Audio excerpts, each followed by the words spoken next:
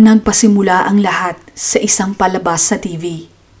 Isang bagong-bagong show ang ipinakilala sa madla na may pamagat na El Valor de la Verdad o sa salitang Ingles, The Value of Truth. Ang host ng nasabing show ay nagngangalang Beto Ortiz. Ang mechanics ng show ay ganito. Magtatanong ang host sa nakasalang na participant ng ilang mga katanungan at sasagutin ito ng guest sa araw na yon ng buong katotohanan habang nakakonekta siya sa polygraph test machine. Pagkasagot ng participant, i-a-analyze ito ng makina kung nagsasabi ba siya ng totoo o hindi. Pag tama ang sagot nito at pareho ng sa polygraph test, may panalo siya.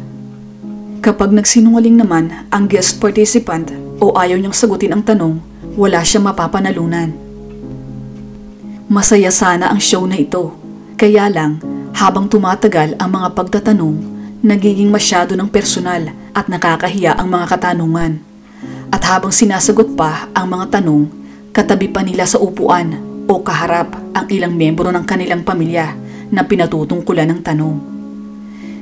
Kahit nga ang mga mismong audience na nasa studio ay nakakaramdam ng matinding tensyon at pagkabalisa habang pinanonood nila ang nasabing show.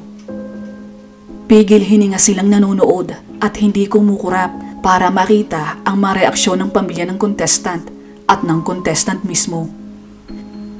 Marami ang napapangiwi sa tindi ng emosyong hatid ng palabas.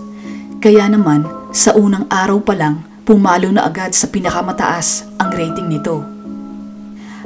Ang pinakaunang participant ng kanilang pilot episode ay nagngangalang Ruth Talia Saya Sanchez, 19 anyos at isang call center employee. Mahirap lang ang buhay nila Ruth.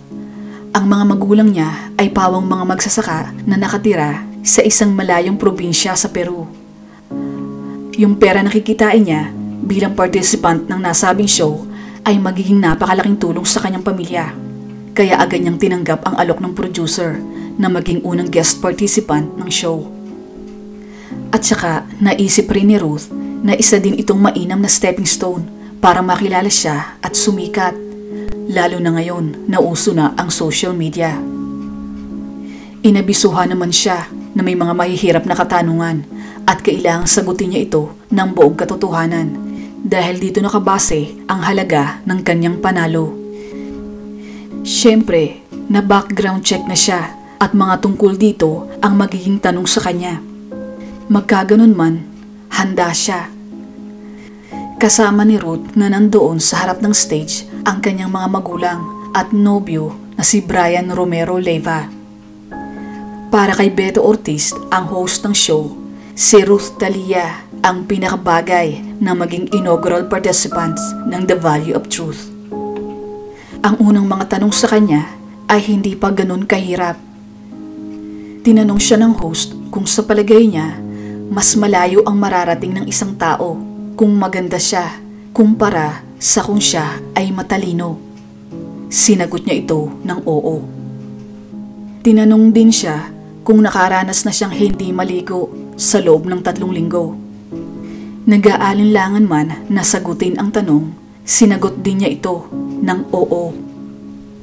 Bawat katanungan sa kanya ay sinugot niya ng buong katotohanan, kahit nakakahiya. Dahil kung magsisinungaling siya, wala siyang panalo. Sayang. Meron ding isang pagkakataon na tinanong siya kung ikinahihiya ba niya ang asal ng kanyang mga magulang. Ito marahil ay dahil sa sila ay nakatira sa bukid at mula sa lahing katutubo ang kanyang mga magulang. Sinagot niya ito ng oo na may pait sa kanyang mukha. Grabe ang tindi ng tensyon na pumailan lang sa buong studio ng kanya itong sagutin. Makikita rin sa mukha ng kanyang mga magulang, lalo na ang kanyang ina, ang sakit sa kanyang sagot. Napaluha ito. Ang sumunod na tanong ay patungkol naman sa kanyang nobyo. Sa palagay mo ba, hindi bagay sa'yo ang boyfriend mo? Kahit nahihirapang sagutin, sinagot niya ito ng oo. At sinundan agad ito ng isa pang tanong. Iiwanan mo ba ang boyfriend mo sa oras na may manligaw sa'yo na mas higit kaysa kanya? Oo din ang kanyang isinagot habang nakaupo lang sa harap niya ang kanyang kasintahan na halatang napahiya at nasakta ng husto. Ang mga sumunod na tanong ay lubha ng mapanghimasok, pero sinabihan naman siya ng host na pwede niya itong wag sagutin o ipatigil na ang pagtatanong kung masyado na itong maselan para sa kanya. Yun nga lang, maliit lang ang perang maiuuwi niya. Naisip ni Ruth, nandun na siya, napahiya na rin siya, kaya ito tuloy-tuloy na niya. Sayang ang pera. Yun naman talaga ang dahilan kaya siya nandoon. Hindi niya kikitain ang ganong halaga kung sa pagtatrabaho lang niya iaasa. Sa mga sumunod na tanong ay inamin niya na hindi talaga siya nagtatrabaho bilang call center employee. Sa halip, isa siyang mananayaw sa isang nightclub. Ito lang kasi ang trabaho na kayang sustentuhan ang kanyang pag-aaral, ang kanyang mga pangangailangan at renta sa bahay. Labis itong ikinagulat ng kanyang mga magulang, pati na ng kanyang nobyo na nakaupo lang sa harap niya. Hindi nila napaghandaan yun. Sa pagkakataong ito, ang kanyang ina naman ang tinanong ng host kung ano ang masasabi niya sa kanyang anak. Sinabi ng kanyang ina na kahit anong mangyari, mahal niya ang kanyang anak at ipinagmamalaki niya ito. Inamin din ni Ruth na isa siyang bi at nagkakagusto sa kapwa babae. Tinanong din siya kung sumisiping siya sa mga lalaki kapalit ng salapi. Sinagot niya ito ng oo. Muli ay makikita sa mukha ng kanyang nobyo at mga magulang ang matinding panlulumo. Dito na nakiusap kay Ruth ang kanyang ina na wag nang sagutin ang mga tanong at tama na. May 3 pang nalalabing katanungan hanggang sa finale, pero nakinig siya sa pakiusap ng ina at yumakap dito. Ang total ng kanyang napanalunan ay 15,000 soles o may katumbas na $5,800. Sa buong oras na itinakbo ng palabas, marami sa mga manonood ang napapailing. Para sa kanila, hindi dapat nilagay ni Ruth sa kahihiyan ang kanyang pamilya at nobyo. Sa harapan naman ng telebisyon na buong Peru ang nanonood. Pero magkaganon man, marami rin ang humahanga sa kanyang tapang na aminin ang katotohanan. Dahil sa naging kontrobersyal ang palabas, natupad ang pangarap ni Ruth na makilala at sumikat. Kabi-kabila ang mga imbitasyon sa kanya na mag-guest sa mga talk shows at news program. Naging bukang bibig ang kanyang pangalan at wala halos hindi nakakakilala sa kanya. Maraming mga oportunidad ang nagbukas at unti-unti ay natutupad na niya ang kanyang mga pangarap. Magkaganon man, iba ang naging epekto nito sa kanyang mga magulang. Hindi na sila makalabas ng bahay at makapaglakad sa kalye nang hindi sila sinusuri ng tingin at ipinagbubulungan ng mga taong nakakilala sa kanila at nakapanood ng palabas. Pati ang relasyon niya kay Brian na kanyang nobyo ay nagtapos na rin matapos ang mga sinabi niya sa show. Sobrang pagkapahiya ang sinapit nito kaya nakipag-break na ito sa kanya.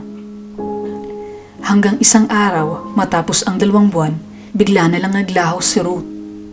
Hindi na siya makontak at wala din siya sa kanyang bahay na inuupahan. Marami tuloy sa kanyang mga appointment ang hindi na niya napuntahan. Halos 10 araw na siyang nawawala at aligagana ang kanyang mga magulang sa paghahanap sa kanya. Nakapag-report na rin sila sa mga pulis. Hanggang isa sa kanyang mga kaibigan ang nakapagsabi sa kanyang ina na nakipagkita si Ruth di umano sa dati nitong nobyo na si Brian. Kaya nagsadya si Mrs. Wilma Sanchez sa bahay na tinutuluyan ng dating nobyo ng anak. Simula pa lang ay malakas na ang kutob niya na may alam ito kung saan naroon si Ruth. Kaya nagmakaawa pa ang ginang na ilabas na nito ang kanyang anak at naglita niya pa ng ganito. Magkababata kayo ni Ruth. Bata pa lang kayo, magkaibigan na kayo. Natatandaan mo ba nung maliliit pa kayo? Magkasama pa kayo nagbebenta ng pakwan. Pakiusap, ibalik mo sa akin ang aking anak. Pero sinagot siya ni Brian na talagang hindi niya alam. Katunayan, 1 linggo na silang hindi nagkikita at nag-uusap. Kaya walang nagawa si Mrs. Wilma Sanchez kundi umalis. Kinabukasan, umagang-umaga, nakatanggap sila ng tawag mula sa isang news station. Ayon sa tawag, may natagpo ang labi ng isang babae sa lupain ng tiyuhin ni Brian. Hindi pinasama ng kanyang asawa si Mrs. Sanchez at sila na lamang ng kanyang anak na babae ang nagpunta sa lugar. Nang sila'y dumating, nandoon din si Brian at inamin ito sa harap ng mga pulis na siya ang pumaslang sa kanyang dating nobya. Nang marinig ng kanyang ama ang pag-amin ni Brian, nanggalait ito sa galit at kumuha ng bato at pinagtangka ang lapitan ang dating nobyo ng anak. Pero mabilis siyang naharang ng mga otoridad. Ayon sa paglalahad ni Brian, noong gabi na mangyari ang krimen, tinawagan niya si Ruth sa telepono at sinisingil ang dating nobya sa kanyang parte sa napanalunan nito. Pinangakuan kasi siya ni Ruth na bibigyan ng pera mula sa kanyang mapapanalunan kung sasama siya sa pag-guest sa nasabing palabas. Pero matapos ang show, wala naman itong iniabot sa kanya. Napahiya pa siya. Kaya ngayon ay magkikita sila para kubrahin ang kanyang parte. Sinundo niya ito sa kanyang apartment at dumiretso sila sa isang bar para makapag-usap. Umorder sila ng maiinom at inungkat niya uli ang tungkol sa pera. Sinabi sa kanya ni Ruth na saka na lang niya ibibigay. Meron kasi itong bagong proposal sa kanya. Gusto nito na kahit break na sila ay palabasin nila na nagkabalikan uli sila. Parte ito ng mga taktika ng kanyang handler para lagi mapag-usapan ng kanyang pangalan at sa kanya ibibigay ang kabuuan ng kanyang pera. Hindi siya pumayag. Alam niya, pinaiikot na naman siya ni Ruth. Kaya nagkaroon sila ng pagtatalo at nagbitaw ng salita ang dating nobya na nagpakulo sa dugo niya. May tono ito ng pangmamaliit. Ang sabi nito, "Ano bang ginagawa ko dito kasama ang pipitsuging taxi driver?" Nawaring kinakausap ang sarili. Nasaktan siya. Kahit kailan, napaka-ambisyosa talaga ng babaeng ito. Masyadong matayog sa isip niya. Pero pinilit pa rin niyang maging kalmado at pilit na binaliwala ang narinig at lihim niyang nilagyan ng bawal na gamot ang inumin nito. Nang makita niya na umeepekto na ang kanyang pinainom, inuuwi niya ito sa kanyang tinutuluyan at doon pinagsamantalahan ng maraming beses. Nang magising, pilit niyang hiningi kay Ruth ang PIN code ng kanyang ATM. Para lang makauwi na, ibinigay ito ni Ruth sa kanya pero hindi na niya ito pinauwi. Iniligpit niya ito gamit ang isang tali at sa kapalihin na dinla sa bakanting lote ng kanyang tiyo at doon ito inilibing sa isang mababaw na hukay. Matagal ang itinakbo ng kaso, kulang-kulang na 10 taon at nahatulan si Brian Leyva ng habang buhay sa kulungan. Bagamat naging mitya ito sa pagkasawi ng unang guest participant ng show, nagpatuloy ang pamamayagpag ng kontrobersyal na palabas sa ere.